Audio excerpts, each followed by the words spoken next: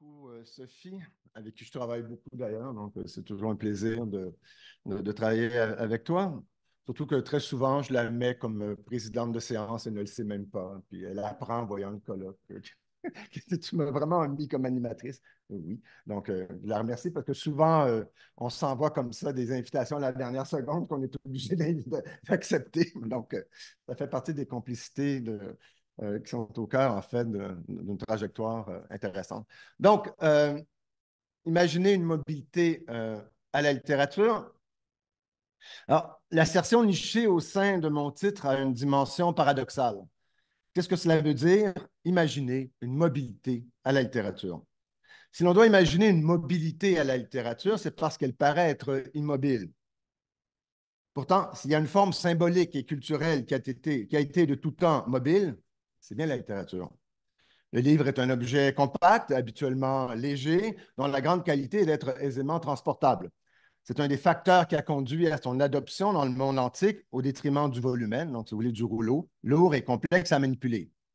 L'utilisation du codex n'a commencé que quelques dizaines d'années avant notre ère dans la Rome antique et ne s'est établi qu'au cours des premiers siècles de l'ère chrétienne, en raison de l'aisance avec laquelle on pouvait le consulter et le conserver, compte tenu de son caractère resserré et de sa légèreté qui facilitait son transport. Alors, qu'est-ce que cela implique d'imaginer une mobilité, un dispositif à vocation culturelle, d'abord et avant tout marqué par sa mobilité? De quelle mobilité parle-t-on alors? Ce n'est pas tant celle, on l'aura compris, d'un objet qu'on peut déplacer à volonté que celle d'une institution qui en garantit la forme, la fonction et la valeur. Si le livre est mobile, si la littérature se transporte à l'aide d'un dispositif aisé à manipuler, l'institution littéraire, elle, ne l'est pas. Elle se caractérise par une certaine sédimentation, cherchant à rendre pérenne une forme en continuel renouvellement. Si elle accepte de nombreuses variations, des emprunts et des déplacements, elle le fait en autant que le livre reste en son centre, qu'il est maintenu comme son principe identitaire. La littérature est indissociablement associée au livre, et tant que celui-ci résistera aux vagues successives de développement technique, elle survivra peu ou prou à elle-même. Alors, la mobilité envisagée ici, et qui est au cœur du partenariat qui nous a réunis ces 5 dernières années, désigne, on l'aura compris, la mobilité de la téléphonie cellulaire. Il ne s'agit plus simplement d'une mobilité, mais d'une surmobilité.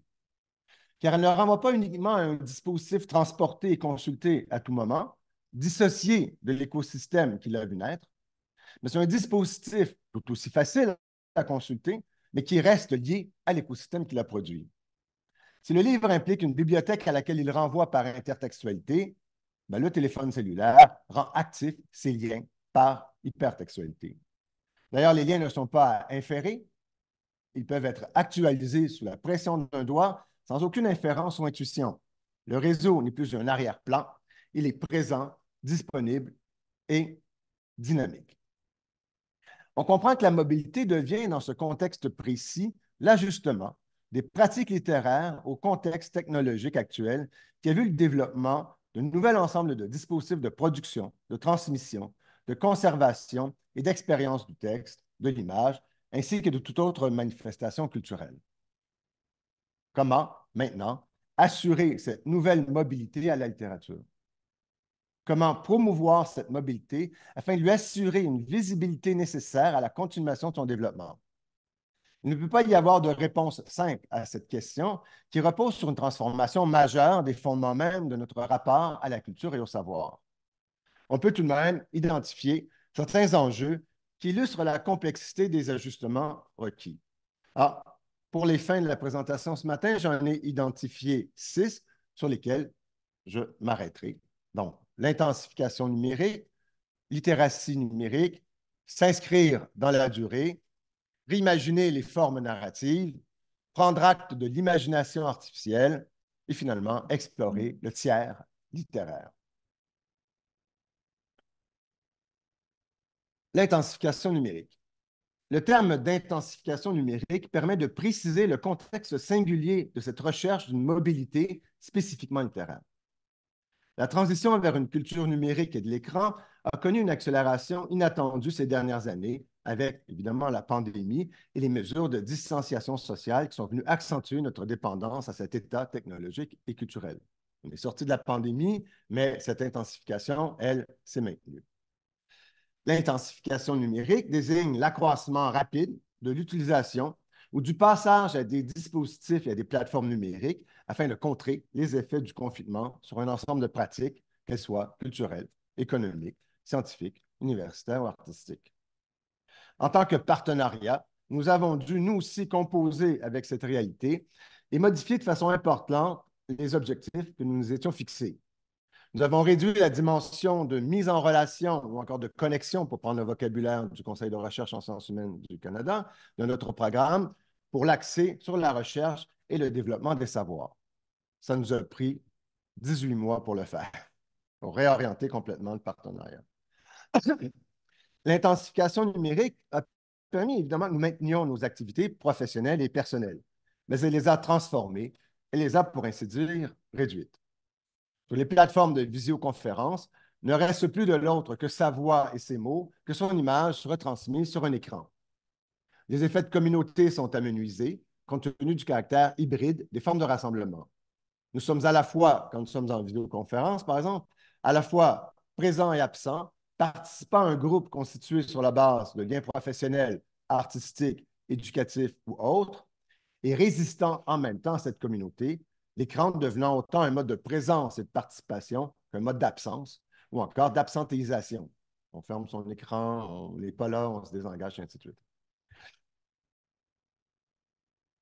L'idée d'un tout-écran, comme le définissaient Julie Lipovetsky et Jean Serrois dès 2007, donc au début du 21e siècle, décrit bel et bien la situation qui a commencé à s'implanter avec le télétravail et que nous pouvons décrire à leur suite comme étant, et je les cite, un état écranique généralisé.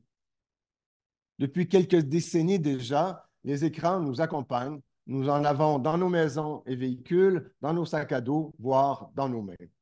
À travers eux, nous explorons, comprenons et habitons le monde.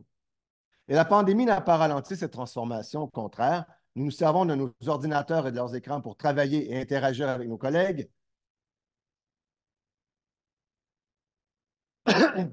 excusez, une fin de tout, pour écrire et penser, mais aussi pour relaxer ou jouer, pour nous commander à manger, pour meubler notre univers, pour interagir avec nos amis, avec notre amoureux ou amoureuse, pour lire, visionner un film, une série, pour imaginer un voyage, et ainsi de suite. Ce tout écran est épuisant, surtout qu'il se déploie comme un flux de données dont on ne peut plus se déprendre. On en parle déjà en termes de fatigue numérique. Un des enjeux liés à ce tout écran issu de l'intensification est la place que peut y occuper la littérature et le livre, place qu'on imagine aisément fragilisée. Comment, en effet, contrer l'invisibilisation graduelle d'une pratique culturelle qui échappe en partie à la logique de l'écran et du réseau qui est à l'œuvre en se déployant évidemment en fonction d'une technologie, le livre, qui lui résiste. Si la littérature peut apparaître comme une valeur refuge, elle l'est, à celles et ceux qui souffrent de fatigue numérique, sa place est pour le moins précaire dans l'écosystème au cœur de nos sociétés de la requête. C'est l'expression de Gert Levink, pour qui la requête, l'interrogation sur un moteur de recherche, est devenue notre façon d'explorer le monde et de vivre. La requête est évidemment au cœur d'une économie de l'attention, le terme c'est quand même imposé maintenant. Or, l'intensification numérique a accentué cette logique de la requête en l'accélérant, pour ainsi dire, et en modifiant la façon dont ces résultats sont présentés, raccourcissant les listes, surdéterminant la valeur des premières entrées, devenues, avec les écrans réduits de nos téléphones, les seuls visibles, les seuls susceptibles d'assurer la découvrabilité des contenus. Découvrabilité.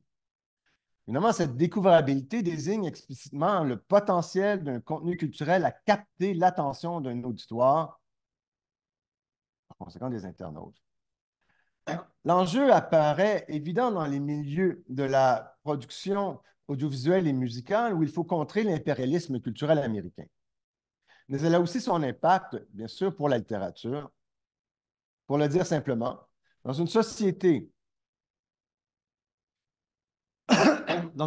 de la requête dopée par une intensification numérique, ce qui n'est pas immédiatement devant nos yeux et sur nos écrans, a de fortes chances de passer inaperçu et par conséquent d'être négligé.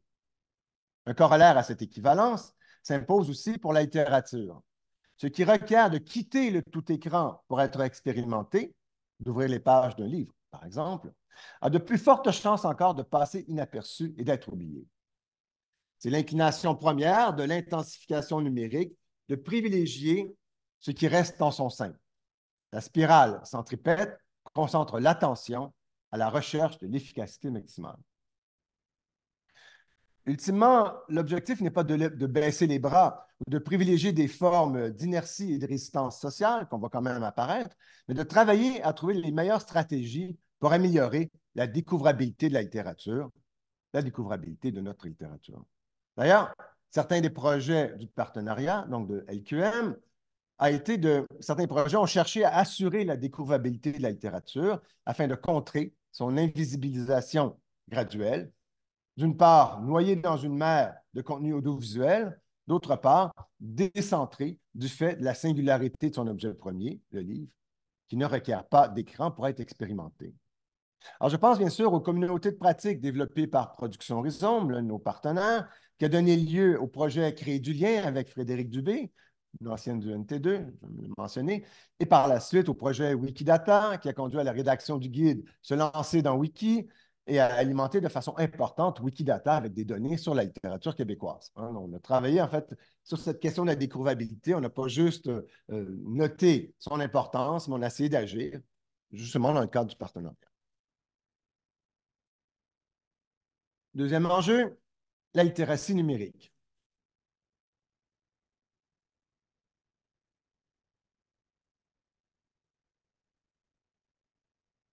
Comment pouvons-nous maintenir et enrichir, dans un contexte culturel marqué par le passage à une culture numérique, cette expérience unique que l'écriture et la lecture littéraire nous accordent? Comment nous assurer, dans l'actuelle diversité de l'offre, de ne pas perdre les possibilités de l'expérience fondatrice de la littérature tout en la renouvelant? Double enjeu. La question n'est pas de savoir quels dispositifs sont les plus efficaces pour permettre la production, la diffusion ou l'expérience de la littérature, mais bien de comprendre comment en renforcer la valorisation et la pratique dans un espace public où les mécanismes de circulation de la culture se sont transformés de façon majeure. Il faut en fait cheminer dans deux directions opposées. On doit chercher à ne pas reculer, c'est-à-dire à préserver nos pratiques littéraires en contexte numérique, et on doit aussi avancer, développer de nouvelles habitudes, de nouvelles formes de littératie. Alors, aux formes plus traditionnelles de littératie, auxquelles la culture du livre nous a habitués, s'adjoint dorénavant une littératie numérique qui se révèle une compétence socio-cognitive majeure. Le contexte numérique a plus que jamais mis en lumière le rôle capital de la lecture, entre la capacité fondamentale de lire des textes, celle de rendre signifiante une œuvre, et celle de se saisir des enjeux posés par des plateformes numériques, lesquelles accueillent nos interactions quotidiennes. Alors, cette littératie numérique, bien souvent multimodale et médiatique, repose en effet sur la capacité de comprendre et de rédiger des textes, et plus important encore, de les faire entrer en relation dans des combinaisons sémiotiques complexes avec des images, des sons, des cinétiques, et cela dans le cadre d'un processus associé à des gestes propres au numérique, tels que l'interaction, la navigation ou la manipulation. La question se pose, comment préserver l'expérience singulière de la lecture littéraire et par conséquent donc de la littérature, je m'excuse, dont certaines propriétés sont elles-mêmes à l'origine d'une culture numérique participative fondée sur l'appropriation et la recréation quand même, tout en favorisant une reconfiguration de la lecture littéraire par les œuvres numériques. Comment enrichir la littératie numérique grâce au renouvellement des formes et des formats de la littérature? Ces questions d'ordre épistémique et théorique ont été au cœur des réflexions, des échanges entre les différents chercheurs et les partenaires. Je ne suis pas sans savoir que vous, qui êtes ici, avez travaillé beaucoup dans cette perspective-là, de rendre signifiant ces œuvres, de les insérer dans un contexte littéraire fortement institué. Alors, bien sûr, si les gestes préliminaires de la manipulation et de la compréhension des formes numériques commencent à être de plus en plus rodés, de sorte qu'il est devenu plus aisé de s'en servir dans des projets pédagogiques, La dimension symbolique, liée notamment à l'interprétation de ces œuvres, doit encore être développée. Si on ne parvient pas, et pour moi l'enjeu est important, si on ne parvient pas à pratiquer et surtout à valoriser une lecture intensive d'œuvres numériques, on prêtera le flanc aux critiques qui clament haut et fort que les écrans ne sont pas faits pour la lecture et qu'il faut s'en méfier. On a un rôle à jouer dans la déconstruction de ce stéréotype. Alors, comment interpréter donc une œuvre numérique? En termes d'intertextualité et d'horizon interprétatif, à quoi renvoie une œuvre numérique? À d'autres œuvres de même format ou média? À des œuvres d'art? À de la littérature? Alors, un livre-écran, par exemple, une œuvre numérique qui prend la forme d'un livre, tel que le Principe de gravité de Sébastien Clich, renvoie-t-il à d'autres œuvres hypermédias ou à des livres, à de la littérature? Comment constitue-t-on une série culturelle, artistique ou littéraire, qui servira de référence afin de pousser l'interprétation d'une œuvre donnée générée en culture numérique? On comprend qu'il s'agit moins d'un problème technique ou d'un problème que d'un problème de perspective. Un livre-écran se lit-il comme une œuvre littéraire? Une œuvre multimodale peut-elle avoir droit au même traitement interprétatif qu'un texte littéraire? On dirait que j'enfonce des portes ouvertes. Mais bon, des fois, c'est bon de voir qu'elles sont ouvertes. J'ai entrepris de montrer, je fais un peu là, je me cite en ce moment, j'ai entrepris de montrer dans mon essai qui vient de paraître, Un imaginaire de la fin du livre, que Principe de gravité de Clich participe de deux séries culturelles distinctes. La première, ancrée en culture de l'écran, elle est constituée de l'ensemble des livres-écrans qui ont été produits au début du 21e siècle, période où la croissance du Web a explosé, ce qui a accéléré le processus de transition à une culture de l'écran et a entraîné dans son sillage le développement des esthétiques numériques. La seconde série culturelle participe, quant à elle, de la culture du livre et permet de revenir sur l'imaginaire de la fin que l'œuvre de Clich interpelle directement. Elle renvoie aussi, par son titre tout autant que son contenu, par exemple, à la posture singulière d'un Émile Cioran, donc l'écrivain et philosophe d'origine roumaine. Tout comme Cioran, Clich multiplie les aphorismes pessimistes et les sentences lapidaires. Comme Cioran, il fait du renoncement son éthique et de la ruine son territoire de prédilection. Non, plus de 50 ans séparent les deux auteurs. Pourtant, leurs œuvres entrent en résonance dans l'expression d'un imaginaire de la fin et d'un pessimisme qui prennent leur racine dans la crise du néolibéralisme pour l'un, celui de Sébastien Clich, et les suites de la Deuxième Guerre mondiale pour l'autre.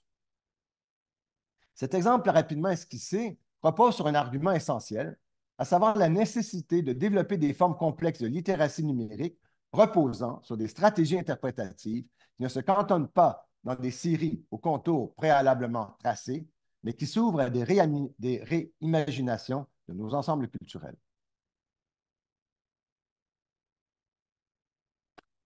S'inscrire dans la durée. Alors, avec ce que je viens de dire, normalement, j'en ai pour à peu près 40 minutes, donc ouais, vous devrez aller.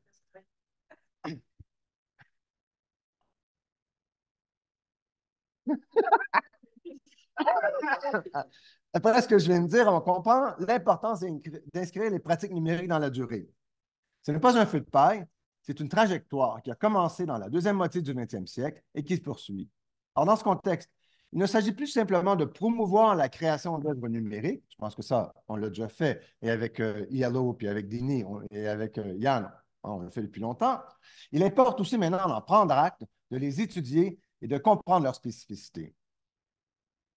Les pratiques littéraires évoluent, elles s'adaptent à leur environnement, non seulement culturel, mais technologique. L'intersection des lettres et des chiffres n'est pas nouvelle. Hein. L'Oulipo est là pour nous le rappeler vraiment facilement. Mais elle a pris un tour nouveau avec le développement du code informatique, avec l'électrification, si vous le voulez, des nombres et des lettres et leur présence soutenue sur un réseau de communication.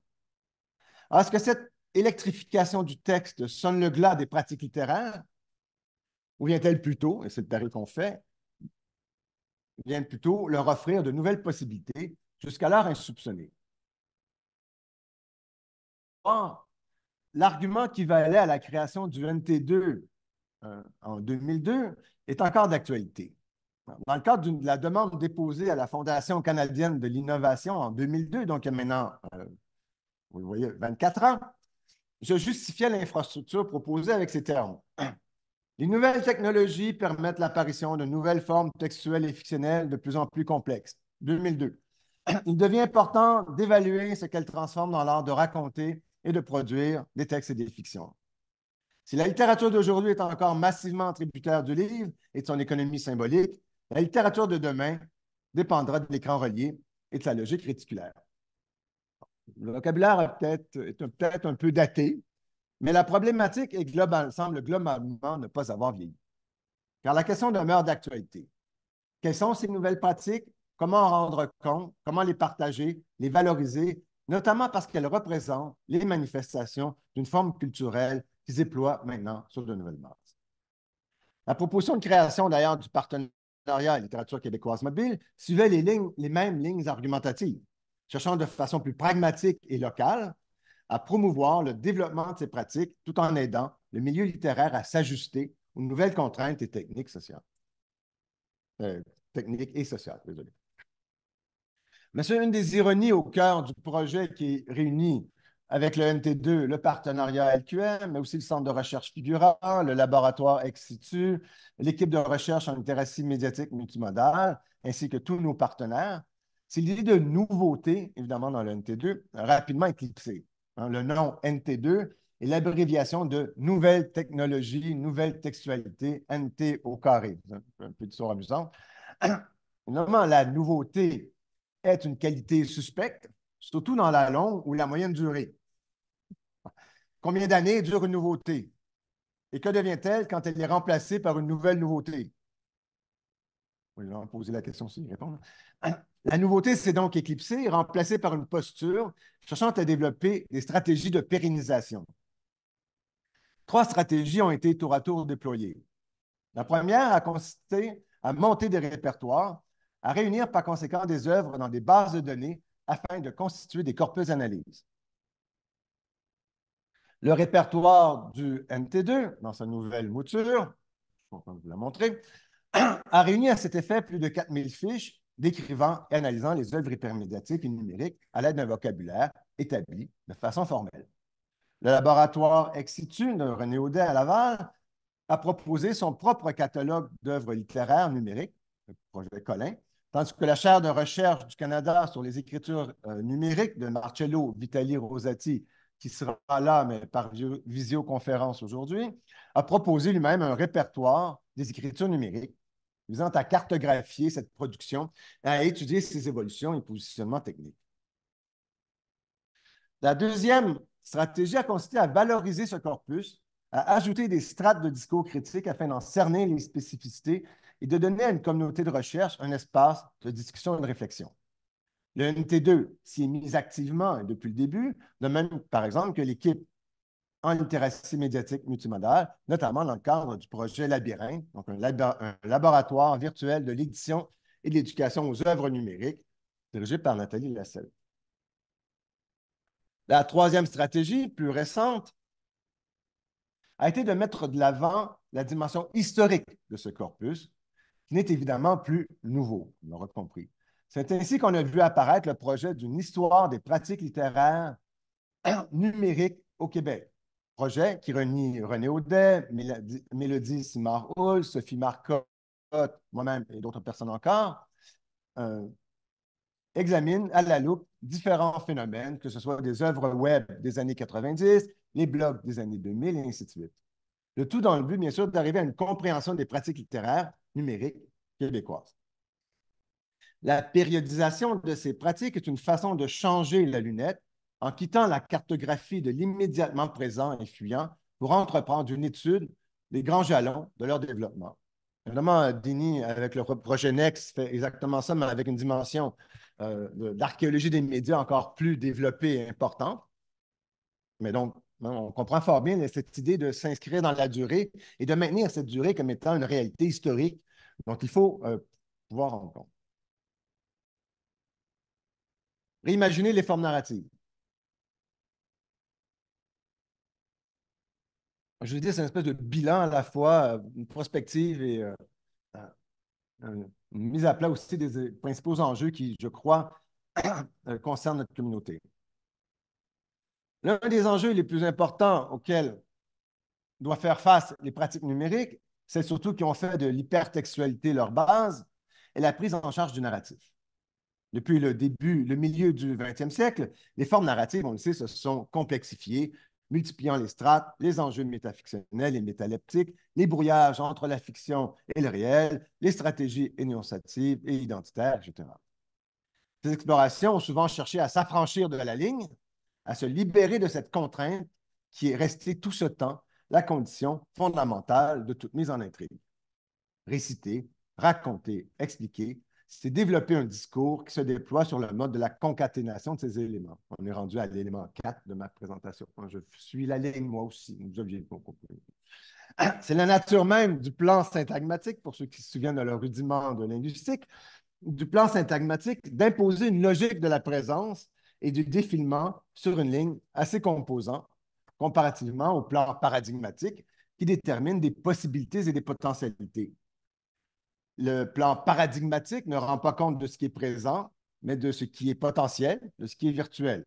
Il se constitue sur le mode de l'absence, de la disjonction plutôt que de la conjonction. Il est cet amont de toute énonciation, de toute actualisation qui, elle, requiert bien sûr un plan, la ligne, pour se développer. Or, avec le développement des pratiques hypertextuelles et hypermédiatiques, on a assisté à une renégociation de ces deux plans de relation. Le paradigme n'est plus une vue de l'esprit, une notion à caractère linguistique permettant d'expliquer comment des éléments sont choisis pour être insérés dans une séquence quelconque, qu'elle soit narrative ou phrastique, mais une réalité informatique, à savoir l'ensemble des éléments versés dans une base de données, organisés selon une taxonomie et insérés dans des œuvres à partir d'interfaces. L'art de raconter y est déstabilisé parce que les principes fondateurs de toute narration s'y trouvent à partie neutralisée.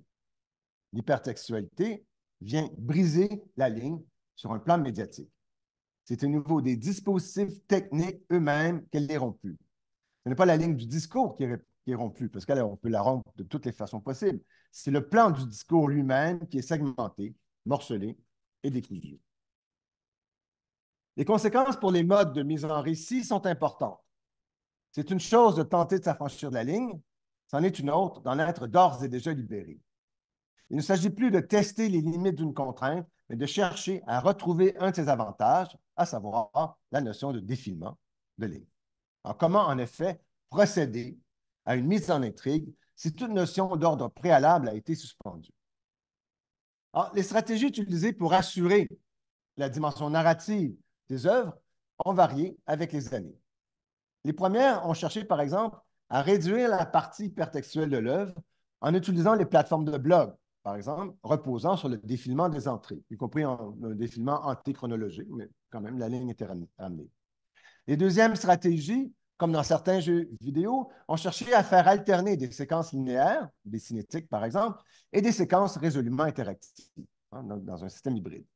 Les troisièmes se sont servis de formes symboliques connues pour assurer l'interface entre les données du récit et l'internaute, tel que le livre. J'ai donné l'exemple du livre-écran tantôt, mais le film a aussi servi de référence, le classeur a servi de référence, l'atlas a servi de référence, la carte a servi de référence.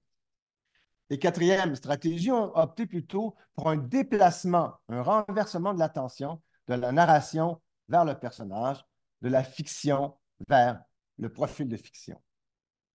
Il faut comprendre par ce déplacement que l'entrée dans la fiction ne passe plus par un discours, une proposition générale sur un monde, il était une fois, ou encore tout début in media res, mais par une figure qui en actualise un. C'est-à-dire, c'est le profil de fiction qui s'impose d'emblée comme un nouveau territoire imaginaire. On assiste en fait à une atomisation de la notion de fiction, à un renversement des modalités d'accès à la feintise, si on prend le temps de Jean-Marie Schaeffer, où le profil de fiction n'identifie pas tant un univers de référence imaginaire à partir duquel des personnages évoluent, qu'un statut de personnage en fonction duquel des fictions se déploient. Le détournement d'une plateforme comme Facebook à des fins fictionnelles participe, par exemple pour Servan qui est ici, d'une écriture profilaire qui caractérisent les écritures, alors qu'elles soient poétiques, autobiographiques, autofictionnelles et fictionnelles, publiées sur les réseaux sociaux. Ces profils de fiction sont aussi, pour Alexandra Semmer, qui est juste ici, bien sûr, une forme littéraire à part entière qui s'est popularisée avec le développement des plateformes de réseaux sociaux. Un des ateliers du colloque, d'ailleurs, demain, portera sur cette question. Pas demain, après-demain, le vendredi matin. Prendre acte de l'imagination artificielle. Les générateurs de textes sont insérés dans le paysage littéraire, évidemment de plus belle lurette, mais ce n'est que depuis le lancement, en guillemets, officiel de l'agent conversationnel ChatGPT version 3.5 à l'automne 2022, qui sont devenus une force majeure de changement social et culturel. Ça existait avant, mais soudainement, on a franchi une frontière. L'intelligence artificielle a le potentiel de transformer de façon majeure nos sociétés.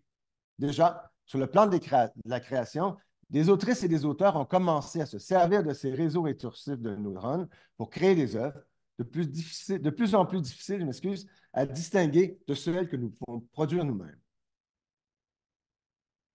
Ça.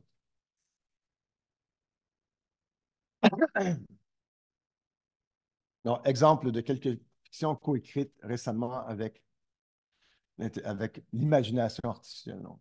Alors, que fait-on avec ces nouvelles fictions? Quels statuts peuvent revendiquer les signataires de telles œuvres? Sont-ils toujours des autrices et des auteurs? Et nous qui les lisons, ou qui sommes appelés à les lire, sommes-nous toujours des lectrices et des lecteurs? Qu'advient-il de l'institution littéraire? Doit-elle dorénavant chercher à déterminer l'origine des textes qu'elle doit recevoir et évaluer? Débat actuel.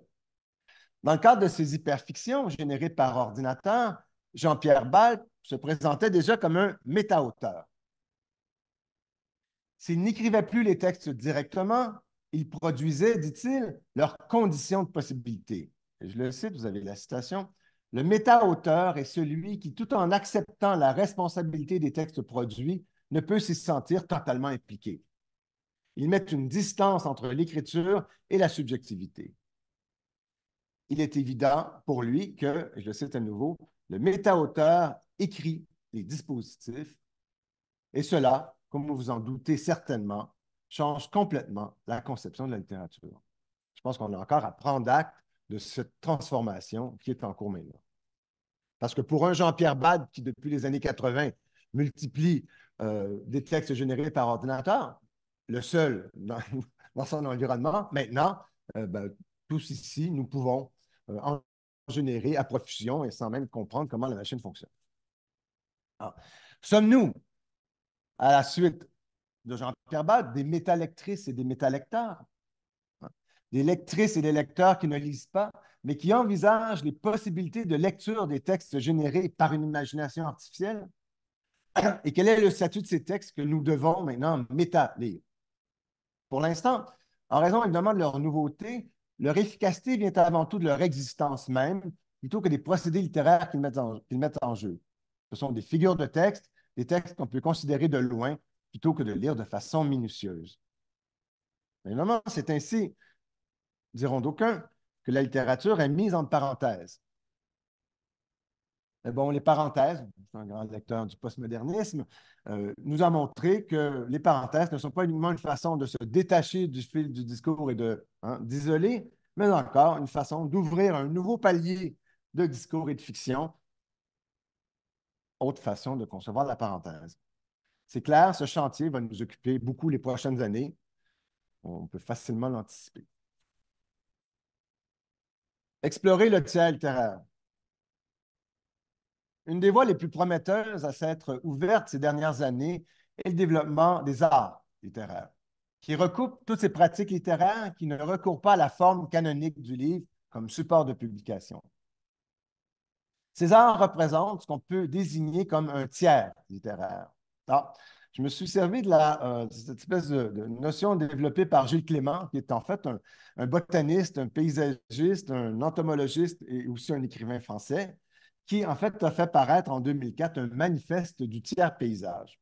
Et je vous donne la citation qui m'a beaucoup intéressé du tiers paysage, après ma gorgée d'eau. Il faut évidemment irriguer ce texte. Si l'on cesse de regarder le paysage, dit-il, comme l'objet d'une industrie, on découvre subitement une quantité d'espaces indécis, dépourvus de fonctions sur lesquelles il est difficile de porter un nom. Cet ensemble n'appartient ni au territoire de l'ombre, ni à celui de la lumière. Il se situe aux marges, en lisière des bois, le long des routes et des rivières, dans les recoins oubliés de la culture, là où les machines ne passent pas. Ces fragments de paysage, hétérogènes et dispersés, territoires de refuge de la diversité, sont rassemblés chez lui sous le terme unique de tiers-paysage, un tiers-État qui n'exprime ni le pouvoir ni la soumission au pouvoir, mais des espaces liminaux où sont représentées les formes du pouvoir. Le tiers-paysage est la source de l'idée même d'un tiers littéraire, apte à comprendre tant la variété que la marginalité des arts littéraires. Alors, à la manière du manifeste du tiers-paysage, on pourrait être tenté de rédiger un manifeste du tiers littéraire, où seraient promues toutes les pratiques qui ne sont ni littéraires ni non littéraires, qui se situent simplement en marge des pratiques reconnues et institutionnalisées de la littérature. Exploration au cœur des dispositifs numériques et informatiques, du parasitage au détournement des plateformes de réseaux sociaux, écrits géopoétiques et ballades littéraires, mise en scène et performance, production livresse singulière, de l'affiche au graffiti, remédiatisation et adaptation. Les pratiques au cœur du tiers paysage, du tiers littéraire, je m'excuse, sont diverses. Elles ne sortent pas uniquement du livre, mais aussi de l'écran, exploitant de nombreux modes de médiation, que ce soit des vidéopoèmes ou des feuilletons radiophoniques, allant des créations immersives ou interactives aux expositions littéraires, en passant par les arts de la parole, les contes, les lectures, le slam, les fanzines, et ainsi de suite.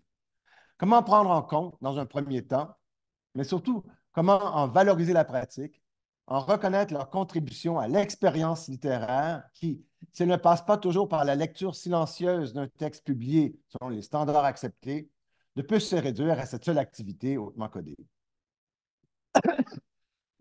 Le tiers littéraire relève d'une relation au texte et à la littérature qui ne veut plus se limiter aux conceptions normatives, prises en charge et valorisées par l'institution, et cela, bien sûr, pour les bienfaits de la littérature elle-même. Alors, en fait, j'ai le goût de vous dire, ce manifeste pour le tiers littéraire existe déjà dans les faits. Il s'agit d'un document d'orientation qui a été présenté dans le cadre de LQM Québec, par le laboratoire Ex situ, avec la participation notamment du RAPAI, donc du Réseau des arts de la parole et des arts et initiatives littéraires. Intitulé Art littéraire, une littérature qui explore les possibles, le document identifie des grandes catégories d'art littéraire, pratiques marquées par un dynamisme d'hybridation qui investissent souvent les espaces publics et surtout transforment le rapport du public aux œuvres. On peut penser au balado qui se multiplie depuis une quinzaine d'années et dont la troisième mouture d'Opuscule, elle aussi dans sa nouvelle mouture, donc, la base de données au cœur du partenariat LQM fait la part belle dorénavant. On peut penser aussi à des projets récurrents tels que Particules, une correspondance inattendue, c'est happening littéraire et artistique réalisé sur Twitter, anciennement Twitter, qui ont connu 5 éditions. On peut penser aux journées du poème à portée, organisées par la Poésie Partout, qui vient d'ailleurs de faire paraître un merveilleux guide de survie en poésie. Et vous trouverez ça, évidemment, sur les kiosques, sur les tables, dans notre espace de médiation. Il y a aussi Pavillon, par exemple, la plateforme web permettant d'explorer la forme du feuilleton. L'Arpenteur, l'œuvre hybride numérique, initiative et performative de Bleu Diode, ainsi que Topo, le centre de création numérique, mettant en vedette Jean-Yves Fréchette. Il y a aussi l'installation vidéo Cœur des productions Rhizome, présentée une douzaine de fois depuis 2015. Installation tout à fait fascinante. Alors, le décloisonnement que les arts littéraires permettent d'imaginer tend à rapprocher la littérature et les arts et à faire surgir des formes dynamiques d'échange et de complémentarité. Si la pratique du livre d'artiste ou l'exposition a permis depuis longtemps de telles collaborations, celle-ci délaisse maintenant le livre, du moins le livre comme seul moyen de diffusion. Il n'est plus le centre de la pratique, il est l'un de ses outils. Ce qui change au demeurant, ce n'est pas la littérature ou le livre, mais plutôt une conception figée de sa pratique. Une écriture comme un retrait en soi, une lecture silencieuse approfondie et intensive, un livre publié en fonction des normes établies. Ce sont les paramètres d'une pratique, en fait, qui demandent à être renouvelés et ce que les arts littéraires permettent de faire. Ah, on le voit, cette reconfiguration va déjà bon train. L'actuel écosystème littéraire se transforme, acceptant de nouvelles pratiques, dont l'objectif de toute façon est de renouer avec le cœur même de l'expérience littéraire, l'écriture et le texte, quel que soit leur mode de transmission et d'expérimentation. On arrive à ma conclusion, Madame l'animatrice.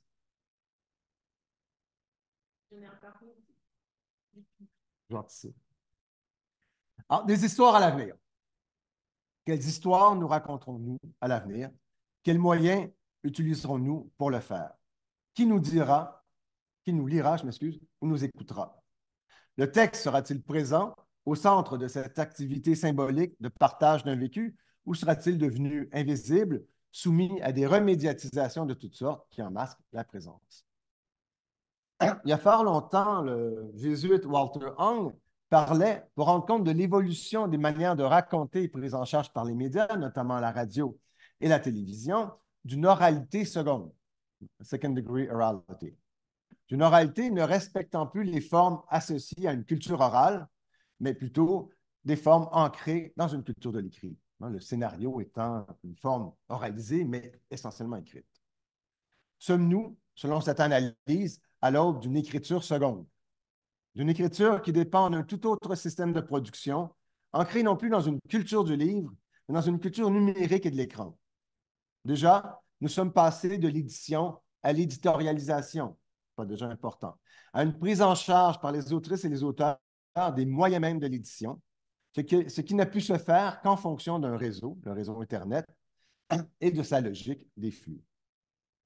Nous passons aussi de la littérature aux arts littéraires, multipliant les lieux de diffusion et d'expérimentation.